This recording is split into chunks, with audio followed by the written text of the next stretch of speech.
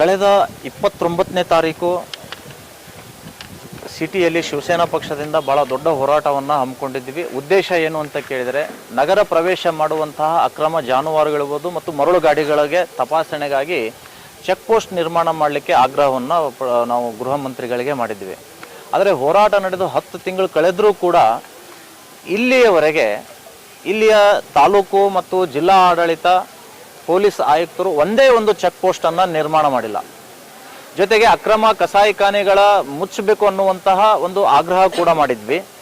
ಆದರೆ ಮಹಾನಗರ ಪಾಲಿಕೆಯವರು ಕೂಡ ಆ ನಿಟ್ಟಿನಲ್ಲಿ ಯಾವುದೇ ಕ್ರಮವನ್ನು ಜರುಗಿಸಿಲ್ಲ. ಯಾಕೆ ಅಂತ ಕೇಳಿದರೆ, ಬೀದಿಗೆ ಹೋಗೋ ದಾಸಾಯನ ಮಾತು ನಾವು ಯಾಕೆ ಕೇಳೋಣ ಅನ್ನುವಂತಹ ಭಾವನೆ ಇಲ್ಲಿ ಅಧಿಕಾರಿಗಳಿದೆ.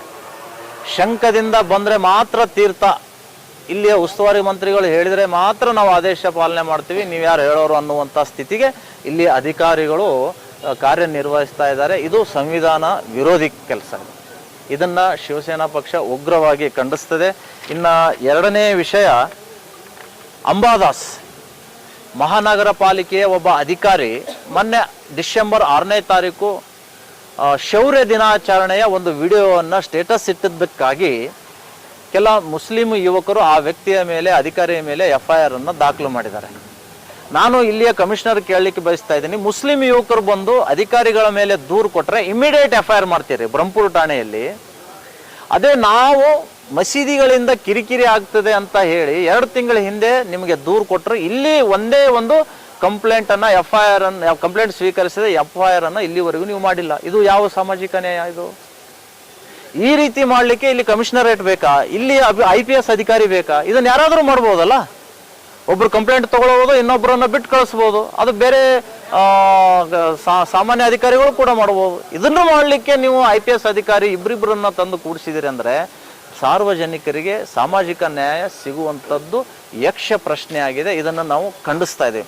ಇವತ್ತು ಸ್ಟೇಷನ್ ಬಜಾರ್ ಮತ್ತು ಬ್ರಹ್ಮಪುರ ಠಾಣೆಗಳಿಗೆ ಕಂಪ್ಲೇಂಟ್ ಕೊಡ್ತಾ ಇದ್ದೀವಿ. ಮಸೀದಿಗಳ ಮೇಲಿನ ಧ್ವನಿವರ್ಧಕವನ್ನು ಇಳಿಸಬೇಕು, ಅದರ ಮೇಲೆ ಕ್ರಮ ತೆಗೆದುಕೊಳ್ಬೇಕು ಅನ್ನುವಂಥದ್ದು ಕೂಡ ಇವತ್ತು ಪತ್ರಿಕಾಗೋಷ್ಠಿಯಲ್ಲಿ ನಾವು ಹೇಳಿದ್ದೇವೆ.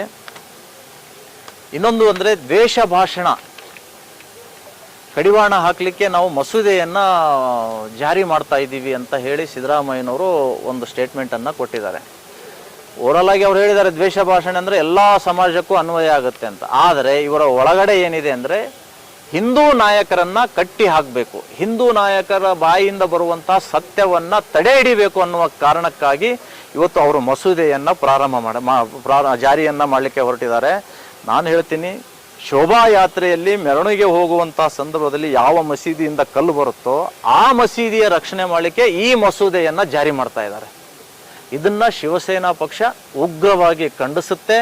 ಯಾವುದೇ ಕಾರಣಕ್ಕೂ ಕೂಡ ಆ ಮಸೂದೆಗೆ ಅಂಕಿತ ಆಗಬಾರ್ದು ಅಂತ ರಾಜ್ಯಪಾಲರಲ್ಲಿ ನಾವು ವಿನಂತಿ ಮಾಡ್ಕೊಳ್ತೀವಿ. ಎರಡನೇ ವಿಷಯ ಏನು ಅಂತ ಕೇಳಿದರೆ, ಅಕ್ರಮವಾಗಿ ಕಸಾಯಿಖಾನೆಗೆ ಸಾಗಿಸುವಂತಹ ವಾಹನಗಳು, ದನಗಳ ವಾಹನಗಳು ಪೊಲೀಸ್ ಕೈಯಲ್ಲಿ ಸಿಕ್ಕಿಬಿದ್ರೆ ಬಹಳ ಒಂದು ಕಠಿಣ ನಿಯಮವನ್ನು ಹಿಂದಿನ ಸರ್ಕಾರ ಮಾಡಿತ್ತು.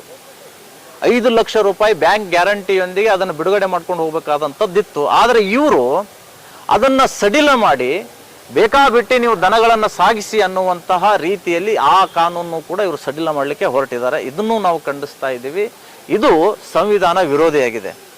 ಆರ್ಟಿಕಲ್ 48ನಲ್ಲಿ ಅಂಬೇಡ್ಕರ್ ಅವರ ಮತ್ತು ಅವರ ತಂಡ ಹೇಳಿದೆ, ಗೋವಧೆ ಮಹಾಪಾಪ, ಗೋವುಗಳನ್ನು ರಕ್ಷಣೆ ಮಾಡಬೇಕು, ಪ್ರಾಣಿ ವಧೆ ನಿಲ್ಲಿಸಲು ಕ್ರಮ ತೆಗೆದುಕೊಳ್ಬೇಕು ಅಂತ ಆರ್ಟಿಕಲ್ 48ನಲ್ಲಿ ಹೇಳಿದರೂ ಕೂಡ ಇವತ್ತು ಸರ್ಕಾರ ಅದರ ವಿರುದ್ಧ ಹೋಗ್ತಾ ಇದೆ ಅಂದರೆ ಇದು ಖಂಡಿತ ಒಪ್ಪುವಂಥದ್ದಲ್ಲ.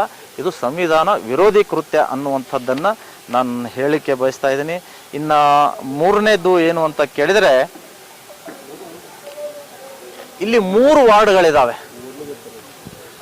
ಒಂದು ಮೂರು ವಲಯಗಳು ಕಾರ್ಪೊರೇಷನ್ನಲ್ಲಿ, ವಲಯ 1, ವಲಯ 2, ವಲಯ 3.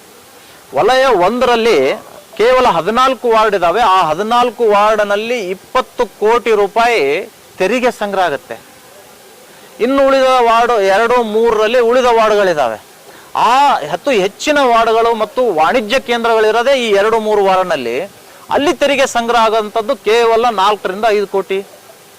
ಯಾಕೆ ಮಹಾನಗರ ಪಾಲಿಕೆ ತೆರಿಗೆ ಸಂಗ್ರಹ ಮಾಡೋದಿಲ್ಲ? ಇವರು ತೆರಿಗೆ ಕಟ್ಟಿಲ್ಲ, ಸರಿಯಾಗಿ ಬಿಲ್ಡಿಂಗ್ ಕಟ್ಟಿಲ್ಲ ಅಂತ ಹೇಳಿ ಬೇರೆಯವ್ರ ಬಿಲ್ಡಿಂಗ್ ಎಲ್ಲ ಹೊಡೆಯಕ್ಕೆ ಬುಲ್ಡೋಜರ್ ತೊಗೊಂಡು ಬರ್ತೀರಿ. ಈ 2 ವಲಯಗಳಲ್ಲಿ ಬೇಕಾಬಿಟ್ಟಿ ಬಿಲ್ಡಿಂಗ್ಗಳನ್ನು ಕಟ್ಟಿದ್ದಾರೆ, ಟ್ಯಾಕ್ಸ್ಗಳನ್ನು ಬಾಕಿ ಇಟ್ಟಿದ್ದಾರೆ. ಇವ್ರ ಮೇಲೆ ಯಾಕೆ ಇವರು ಬುಲ್ಡೋಜರ್ ಹಾಸಬಾರ್ದು ಇಲ್ಲಿಯ ಆಯುಕ್ತರು, ಇಲ್ಲಿಯ ಮಿನಿಸ್ಟರು?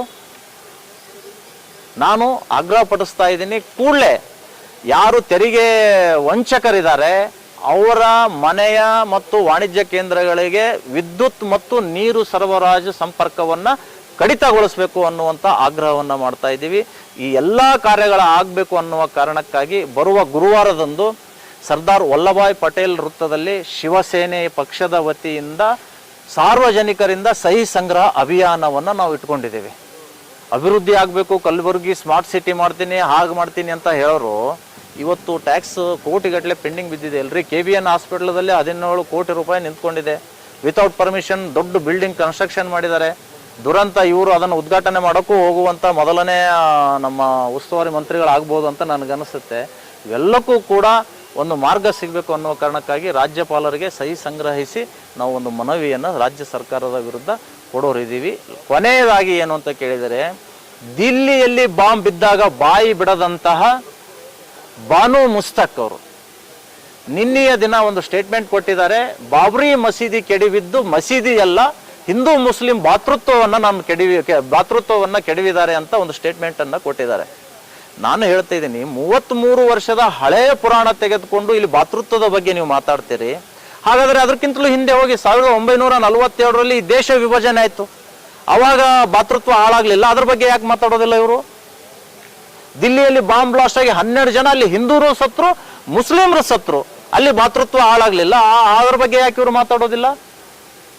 ಸಮಾಜದಲ್ಲಿ ಗೊಂದಲ ಸೃಷ್ಟಿ ಮಾಡೋದಕ್ಕಾಗಿ ಈ ಬಾನು ಮುಸ್ತಕ್ ಅವರು ಸಾಹಿತಿಗಳು ಇಂಥ ಹೇಳಿಕೆಯನ್ನು ಕೊಟ್ಟಿದ್ದಾರೆ. ಭಾತೃತ್ವ ಹಾಳಾಗೋದೇ ಇಂಥವರಿಂದ. ಇವರು ಸ್ವಲ್ಪ ಬಾಯಿ ಮುಚ್ಕೊಂಡು ಕುಂತ್ರೆ ಬಹಳ ಒಳ್ಳೆಯದು ಅಂತ ನಾನು ಹೇಳಿಕೆ ಬಯಸ್ತಾ ಇದ್ದೇನೆ. ನೋಡಿ ಸರ್, ಕುಂಭಕರ್ಣ ನಿದ್ರೆಯಲ್ಲಿ ಅಧಿವೇಶನ ನಡೆದರೆ ಈ ರಾಜ್ಯದ ನಾಗರಿಕರಿಗೆ ಯಾವುದೇ ಲಾಭ ಇಲ್ಲ. ರೈತರ ನಾಗರಿಕರ ಹಿತಕ್ಕಾಗಿ ಈ ಸರ್ಕಾರ ಕೆಲಸ ಮಾಡುವಲ್ಲಿ ಸಂಪೂರ್ಣ ವಿಫಲವಾಗಿದೆ. 2,000 ರೂಪಾಯಿ ಗೃಹಲಕ್ಷ್ಮಿ ಅಂತ ಹೇಳಿ ಮೂಗಿಗೆ ತುಪ್ಪ ಸವರಿ ಮಾಡಿದ್ದನ್ನು ಬಿಟ್ಟರೆ ಉಳಿದದ್ದು ಯಾವುದೇ ಅಭಿವೃದ್ಧಿ ಇಲ್ಲ. ಕಲಬುರಗಿಯಲ್ಲಿ ಇಡೀ ರಾಜ್ಯದಲ್ಲಿ ಎಲ್ಲಿಯೂ ಕೂಡ ಅಭಿವೃದ್ಧಿ ಕಾಣ್ತಾ ಇಲ್ಲ. ಇದಕ್ಕೆ ಕಾಂಗ್ರೆಸ್ ಸರ್ಕಾರದ ವೈಫಲ್ಯ ಎದ್ದು ಕಾಣುತ್ತೆ. ನೋಡಿ, ವ್ಯರ್ಥ 19ನೇ ತಾರೀಕುವರೆಗೂ 10 ದಿನ ಅಲ್ಲಿ ನಡೀತಾ ಇದೆ ಅಧಿವೇಶನ.